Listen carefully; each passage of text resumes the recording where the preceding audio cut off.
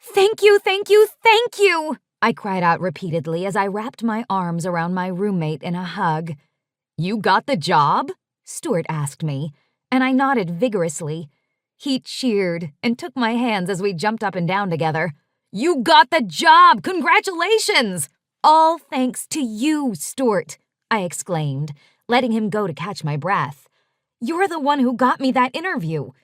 "But you're the one who aced the interview, silly. I knew you could do it."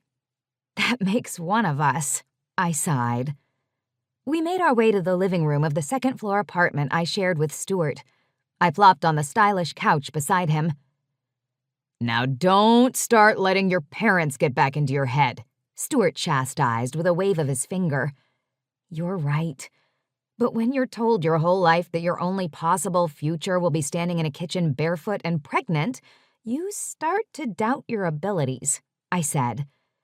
"Don't get me wrong. I want a family someday. But I want the chance to have a career first. And hopefully this job will be the first step toward that goal." "Sweetie, that's exactly why I rescued you from that middle-of-nowhere town in Iowa we both grew up in," Stuart said, putting his feet up on the coffee table.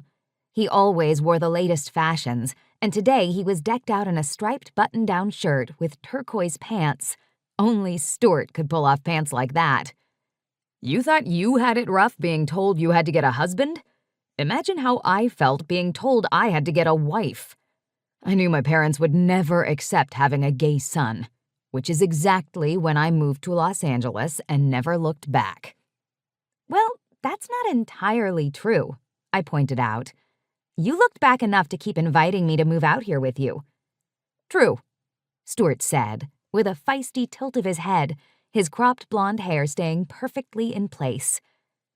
"The question is, what on earth took you so long? I've been here 5 years, slogging my way up the real estate chain, building my client base.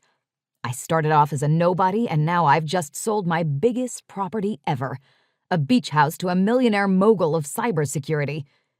For some reason, you didn't agree to move out here with me till last year." "I guess I was in denial longer than you were." I shrugged, twirling a strand of my long brown hair. I kept hoping Mom and Dad would realize I wanted to do something different with my life, especially when I took all those business classes at the community college. But I realized they never would the day I got my business degree. That was when Mom said to me, "I'm glad you got that out of your system." Then they started inviting Mark Hansen over for dinner every night, hinting at what a great married couple we'd make.